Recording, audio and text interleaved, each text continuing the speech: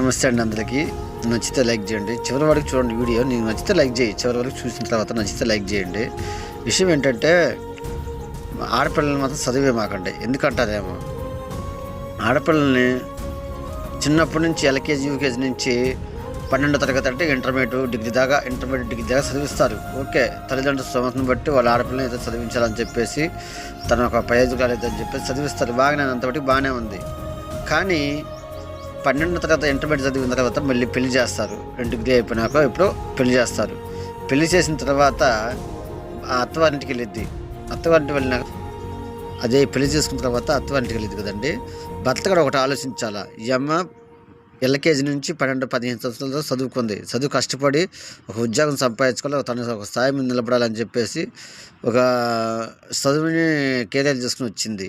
కానీ అత్తారింటికి వెళ్ళగానే మొగుడు అత్త ఏదో గొడవలు పెట్టేసి మీరు చదువుకోవడం, మీరు ఉద్యోగం చేయడానికి వీల్లేదు, ఇంట్లోనే వంట పని చేసుకొని చెప్పేసి ఆ అమ్మాయి పడ్డ కష్టాన్ని మొత్తాన్ని వంటింటికే పరిమితం చేస్తారు. అలా చేయొద్దండి, దయచేసి వినండి. ఎందుకంటే ఆ అమ్మాయి యూకేజీ ఎల్కేజీ నుంచి ఫస్ట్ క్లాస్ నుంచి ఇంటర్మీడియట్ సెకండ్ ఇయర్ డిగ్రీ ఇంకా ఏదో చదువులు చదివి ఒక స్థాయికి వచ్చింది. ఆ స్థాయికి గుర్తింపు ఇవ్వండి. ఆ స్థాయి చదువుకున్న చదువుకి ఒక గుర్తింపునివ్వండి. ఏదో ఒక ఉద్యోగం అతను ఆ అమ్మాయి సంపాదించుకోగలిగితే ఆ అమ్మాయి లైఫ్ బాగుపడుతుంది, మీ లైఫ్ బాగుపడుతుంది. మీకు రూపాయి వచ్చినట్టు ఉంటుంది, ఆ అమ్మాయికి రూపాయి వచ్చినట్టు ఉంటుంది. రూపాయికి రూపాయి తోడవుతుంది. అంతేగాని లేనిపోయిన అనుమానాలు ఇచ్చేసి ఆ అమ్మాయి ఆడపిల్లల జీవితాన్ని నాశనం చేయకండి. అందుకని చెప్పేసి నేను ఆడపిల్లలు చదివించుకోకండి అని టైటిల్ పెట్టింది. దయచేసి అట్లా పొరపాటు ఎప్పుడు చేయమాకండి. నచ్చితే లైక్ చేయండి ఫ్రెండ్స్.